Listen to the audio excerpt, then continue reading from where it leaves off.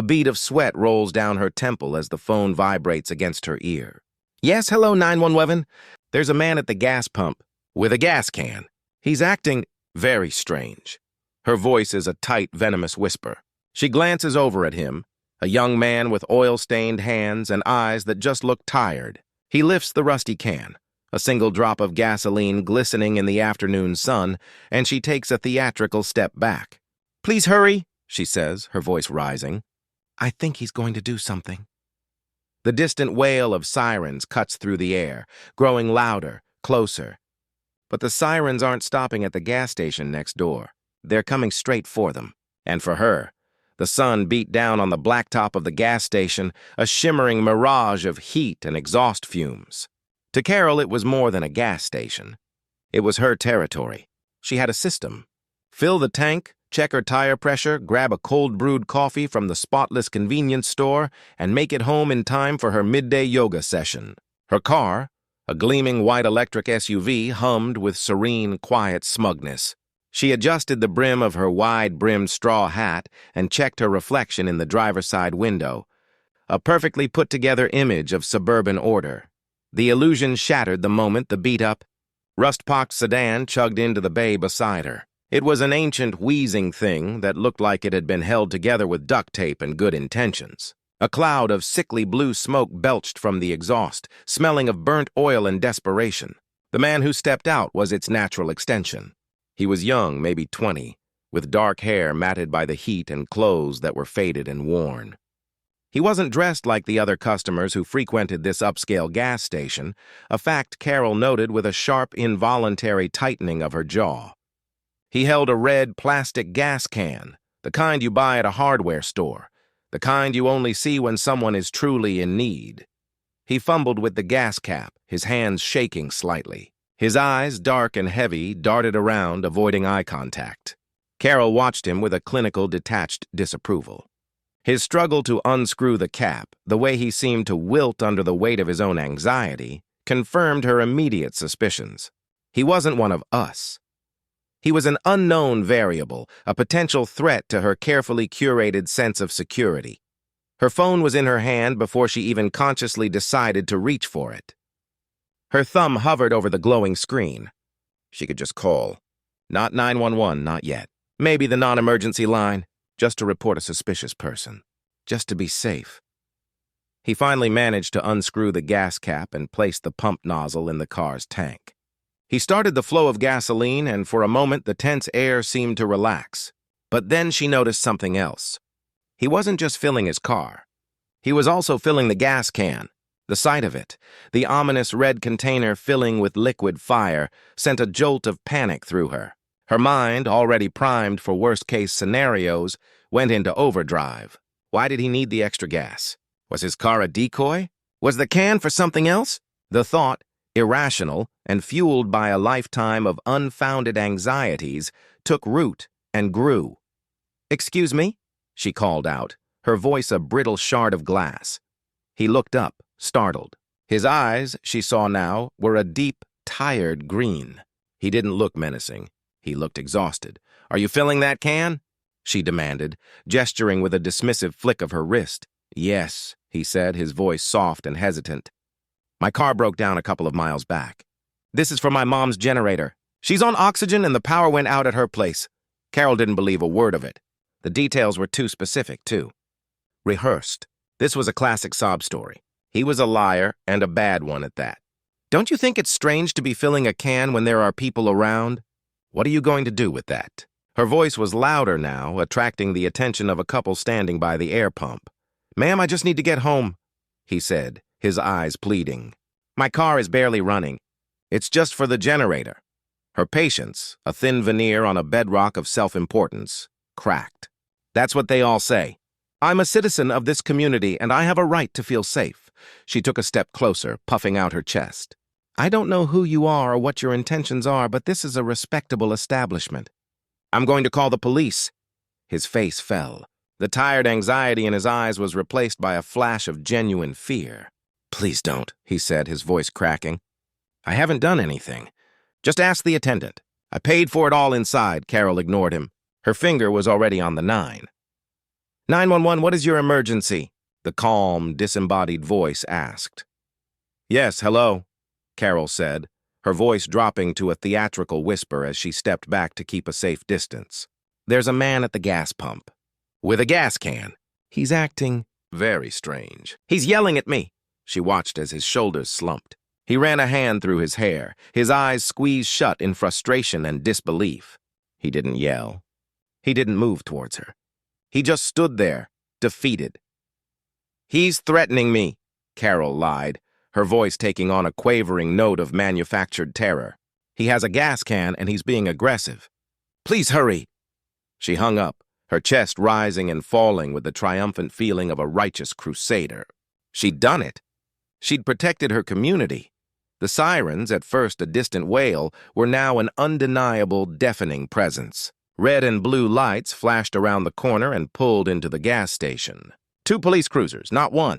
An overreaction, perhaps, but a satisfying one. 2 officers, a man and a woman, stepped out of the cars. The male officer, a broad-shouldered man with a weary face, took the lead. Carol, basking in the glow of the flashing lights, pointed a trembling finger at the young man. Officer! Thank God, that's him. The one with the gas can. He was threatening me! The officer, whose name tag read Davies, looked from Carol, smug and self-satisfied, to the young man, whose face was a mixture of resignation and raw humiliation. He looked at the beat-up sedan, the gas can, and the pump. Then his eyes narrowed as they met the young man's. A flicker of recognition passed between them, a silent communication that Carol couldn't decipher. Officer Davies didn't move toward the young man. He didn't even address him. Instead, he turned his full attention to Carol, his expression hardening. His voice when he spoke was low and devoid of any warmth. Carol. The single word, spoken with a chilling finality, was a punch to the gut. The smug satisfaction drained from her face, leaving a pale, sickly pallor in its place. She knew that voice. She knew that look. It couldn't be. The world around her seemed to spin, the flashing lights painting the gas station in a grotesque, surreal tableau. She had called the police. She had thought she was the one with the upper hand, but Officer Davies wasn't looking at a suspicious person. He was looking. The single word hung in the air, thick with a history of unspoken disappointment and simmering resentment. Officer Davies, the man she had known for 15 years as a friendly face in her neighborhood, a fellow parent she saw at school functions and community meetings, now stood before her as an implacable wall of authority. His tired eyes, which Carol had always seen as a sign of his dedication to the community, now held a cold, hard glint. What? What do you mean, Carol? She stammered, her voice a reedy whisper. The name she had always worn with such pride, the name that belonged to a woman of influence and good standing, suddenly felt foreign, alien. You know what I mean, he said, his voice dropping to a low growl that was swallowed by the blare of the gas pump. He didn't have to raise it. The sheer weight of his contempt was loud enough. He gestured with a jerk of his head toward his son, Kevin, who stood rooted to the spot, the red gas can still clutched in his hand. You just called 911 on my son. You filed a false report. You said he was a threat. Kevin's face, already pale with exhaustion, was now ashen. The humiliation was a palpable thing, a heavy cloak he couldn't shed. He looked at Carol, not with anger, but with a profound sadness that cut her deeper than any accusation. It was the look of a person who had seen the worst of humanity and was not surprised by it. Carol's perfectly sculpted facade crumbled.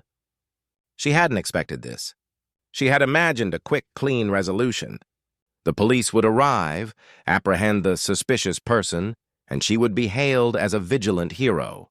She hadn't expected the messy, personal entanglement of her fabricated drama. I didn't know, she said.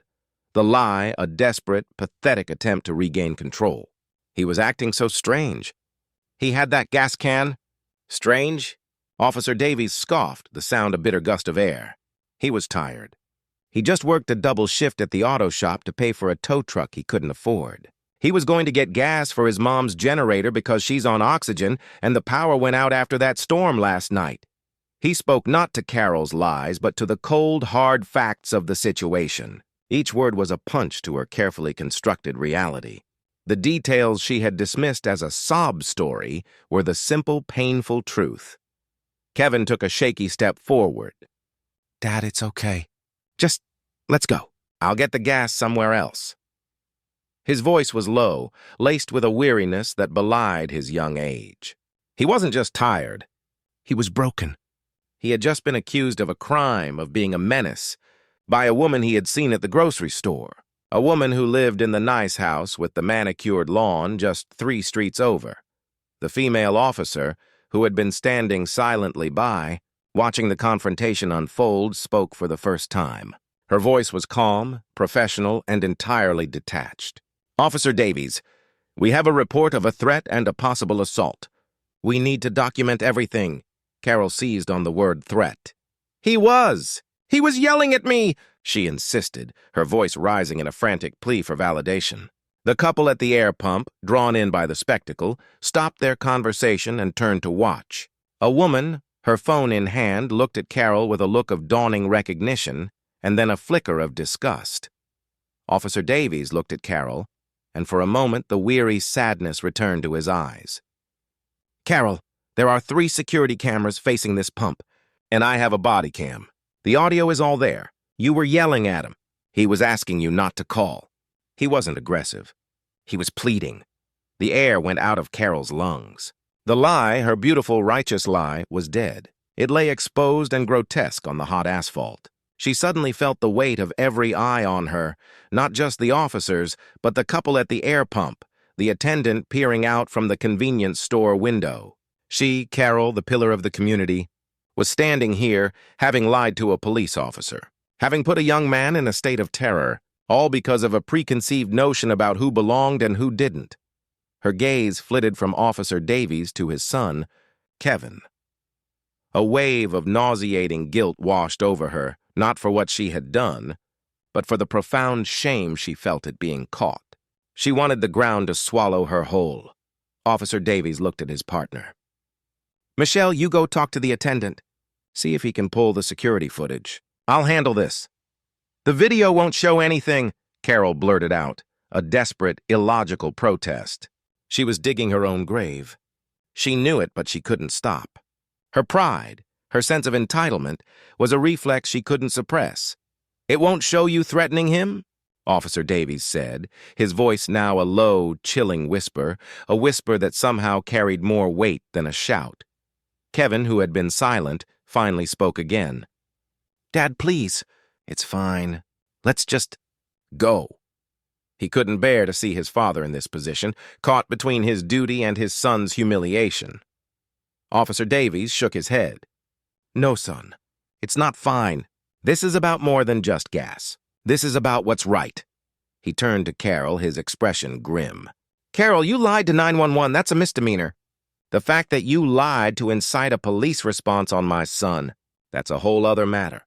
I'm going to have to file a report on this, and you're going to have to make a statement." Carol's jaw went slack. A statement? A report? This was supposed to be her victory, not a legal proceeding. This was supposed to be a pat on the back, not a stain on her record. The quiet hum of her electric SUV seemed to mock her, a symbol of a life of ease and privilege that had just been shattered by a single, malicious phone call. The couple from the air pump walked past, their faces a mix of pity and disgust. The woman who had been watching, the one with the phone, stopped for a second and looked at Carol. "What a shame," she said, her voice dripping with faux sympathy. "Some people will do anything for attention." She took a step closer, her voice dropping to a theatrical whisper that mimicked Carol's earlier call. "Please hurry. I think she's going to do something." A gasp escaped Carol's lips. She watched as the woman walked away, her shoulders shaking with silent laughter. The tables had been turned, and the shame of it was a searing physical pain. She had called for justice, and it had arrived. But it had arrived for her. Her perfect world, her bubble of self-importance, had been pricked by the very sirens she had so eagerly summoned. She was about to find out that the consequences of her actions were just beginning. Officer Davies looked at her one last time, a look of profound disappointment on his face.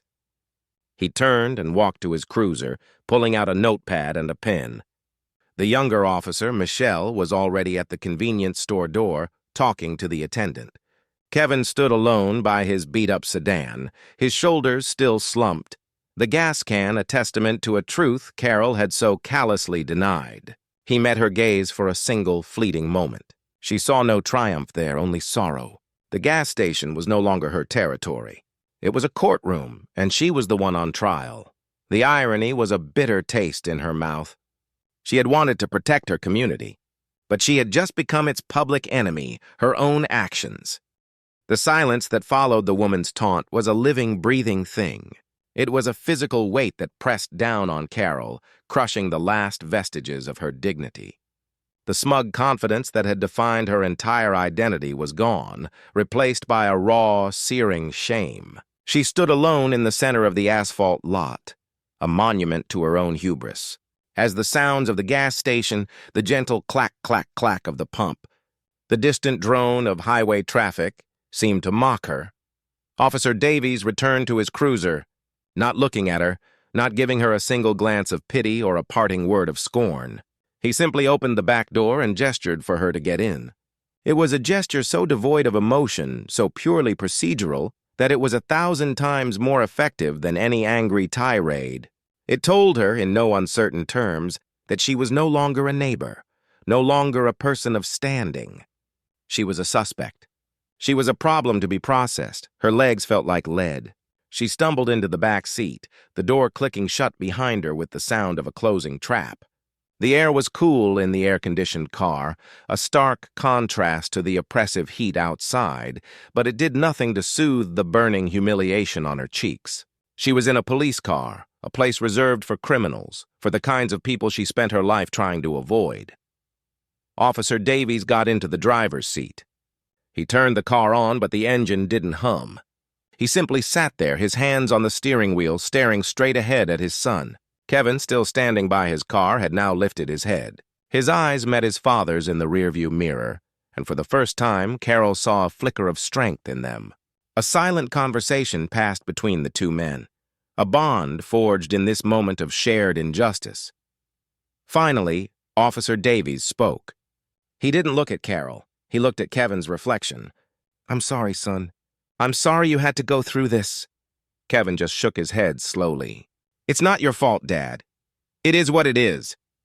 "No," Officer Davies said, his voice now a low, pained rumble. "This isn't what it is. This is a person with a problem using you as a scapegoat. This is wrong, and it needs to be made right." He finally turned to look at Carol, his eyes a cold, steel gray. "The attendant is pulling the footage now. My body cam has it all. I've already called the dispatcher and informed them that the original report was a false claim." He pulled out his notepad. "I need you to state your name and address for the official report." Carol swallowed. Her throat was a knot of fear and shame. I can't just go home?" Officer Davies laughed, a short, bitter sound that held no humor. "Go home? You just lied to an emergency operator, claimed to be a victim of a threat, and put a police officer you know, in a position where he had to respond to a fabricated crisis. No, Carol, you're not going home. You're going to make a statement, and then we'll see where this goes."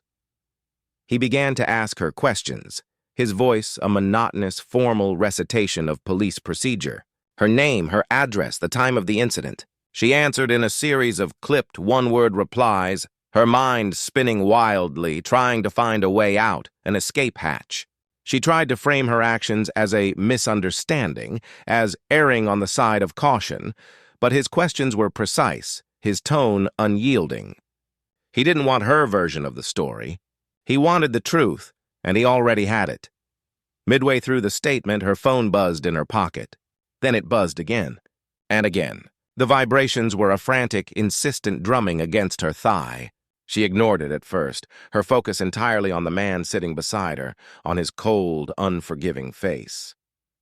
But the buzzing didn't stop. It grew more and more insistent. She finally pulled it out. Her screen was a blinding cascade of red and blue notifications. Twitter, Facebook, Instagram, all of them were alight. A text from her best friend, Melissa, popped up. "What did you do?" "I just saw the video. Are you okay?" Another from her husband, Peter. "Carol, call me. Now." Her stomach lurched. The video, the woman, she had actually filmed it. Carol opened her Twitter feed, her thumb trembling as she scrolled. The first post was a video, a short clip filmed from across the lot. It was shaky, but the audio was crystal clear. It showed her, the picture of theatrical panic, holding the phone to her ear, pointing a trembling finger at Kevin, her voice rising in a dramatic crescendo. The caption read, "Watch this Karen call 911 on a guy for just trying to get gas for his mom's generator. Gas station Karen karma." Below it, the comments were already piling up. Hundreds of them. No, thousands. They were a tidal wave of vitriol and outrage. Is this for real? People are so pathetic. What a vile human being. She should be charged. That's Officer Davies's son. She's going to regret this. The final comment sent a bolt of pure, unadulterated terror through her. The gas station woman had a following. The video was going viral. Her private act of self-righteousness was now public, a viral sensation, a moment of fleeting digital infamy that would live on the internet forever. She looked up, her face pale. Officer Davies saw the terror in her eyes. He didn't say anything. He didn't need to. He knew exactly what she was seeing. He had seen this happen 100 times before. A single moment of poor judgment, a fleeting act of cruelty, caught on camera and spread like wildfire, its consequences far exceeding the original offense. "I'm going to have to let you go now," he said, his voice flat. "The report has been filed. The video evidence has been secured. You will be receiving a summons to appear in court." He gave her a final grim look. "This isn't over, Carol." She stumbled out of the car, feeling a million eyes on her, a million digital eyes watching her every move. She got into her pristine SUV, her hands shaking so violently she could barely turn the key. The drive home was a blur. She saw her reflection in the rearview mirror, a face she barely recognized. The carefully applied makeup, the perfectly coiffed hair, the designer hat, it all seemed like a grotesque mask, a parody of the woman she had once been. She pulled into the driveway. The garage door was open, an ominous sign. Peter, her husband, was standing in the doorway, his phone still in his hand, a look of utter shock and disappointment etched on his face. He wasn't yelling. He wasn't even raising his voice. He just looked at her, his expression a question she knew she couldn't answer. "Carol," he said, the single word hanging in the air like a final judgment. "I just saw the video. What did you do?" The shame she had felt at the gas station was a shallow thing compared to this. The public humiliation was bad enough, but the look in her husband's eyes was a different kind of pain. This wasn't just a legal issue. It was a personal catastrophe. Her lie, her act of cruelty, had just followed her home. She saw the video playing on his phone, the comments scrolling by. He was a witness to her moral bankruptcy. "I can explain," she began, the words a desperate, trembling plea. He shook his head, a single, devastating movement. "No, you can't." He stepped back, a physical retreat from her, his hand on the doorframe. "I need you to tell me what else you've lied about." The accusation hung in the air between them, sharp and damning. "I need you to tell me what else you've lied about." It wasn't a question, but a sentence. The perfectly manicured lawn, the glistening white SUV, the open garage door that framed their suburban perfection, it all became a stage for their unraveling. Peter's eyes, usually a calm, steady blue, were now dark pools of disappointment. The phone, still in his hand, was a symbol of her public humiliation and his private devastation. "It was just a misunderstanding, Peter," Carol pleaded, the words coming out as a desperate, pathetic whisper. He had a gas can. He looked different. "I was just trying to be careful." Peter took a slow, deliberate step back, the distance between them feeling like a chasm. He shook his head, a single, weary movement. "Careful? Carol, the whole world just saw you lie to the police about a young man trying to help his mother. This wasn't about being careful. This was about you deciding what a person should look like to be considered safe. You fabricated a crisis because he didn't fit your version of normal." He gestured to his phone. "Our neighbor Melissa just texted me. She's seen it. She said our friends are all talking about it. The video is everywhere." The word everywhere was a physical blow. Carol's shame was no longer a private, searing pain. It was a public spectacle, a viral joke, a stain on their impeccable social fabric. So what? She snapped, a flash of her old entitled self returning. She was tired of being the villain in this story. She was a victim, wasn't she? Of a rude young man and an overzealous bystander with a camera. People make mistakes. It'll blow over in a few days. Peter let out a bitter, humorless laugh. Mistakes? Carol, this isn't a mistake. This is who you are. The lies, the little stories you tell yourself to make the world fit your narrative. You think it's just this one thing? I'm starting to think this is the tip of the iceberg. He looked past her, into the house, his gaze lingering on the framed family photos on the entryway table. The smiling faces, the perfect vacations, the carefully arranged moments of joy, they all felt like a performance now. Remember that charity auction? He asked, his voice low and dangerous. The one where you told everyone you organized the entire thing? I did all the work. The silent auction, the venue, the catering. You just showed up and took all the credit. I let it go because it was for a good cause. But every time, Carol, every single time you make it about you. A cold dread spread through her. He was connecting the dots, the small white lies she had always used to smooth the edges of her life, to create a more polished, more impressive version of herself.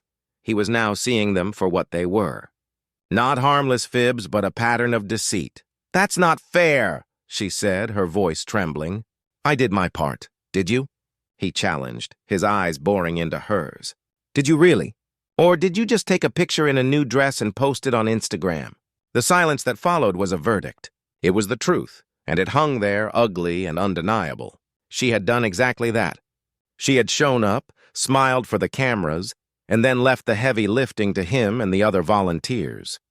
The charity event was a microcosm of her entire life, a perfect exterior with a hollow core. I'm tired of the performance, Carol, Peter said, his voice quiet, almost mournful. I'm tired of living a life that looks good on social media but feels empty in our own home. I thought this was just about a gas station, a moment of bad judgment. But it's not. It's about everything. It's about you. And I don't even know who you are anymore. He turned and walked back inside, leaving the garage door open and her standing alone in the driveway. The door didn't slam. It simply closed behind him with a soft, final click, a sound that echoed the closing of a chapter. He hadn't left her. But he had. His words, his quiet retreat, were more devastating than any angry outburst. He had shown her a mirror, and for the first time in her life, she was truly looking at her own reflection. She saw not the confident, put-together woman she thought she was, but a stranger, pathetic and alone, standing in the wreckage of a life built on a foundation of lies. The click of the garage door was a period at the end of a sentence she had spent a lifetime writing. Peter's quiet retreat was more damning than any scream. He didn't slam the door. He didn't have to. The finality was in the absence of sound, the quiet, desolate space he left behind. Carol stood alone in the driveway, the hot asphalt radiating a heat that she felt more in her gut than on her feet. The shame of the gas station was a public stain. This was a private, gutting wound. She fumbled for her phone, her fingers shaking so badly she could barely hold it. The screen was a chaotic mosaic of notifications. Texts from friends, all variations of a single question.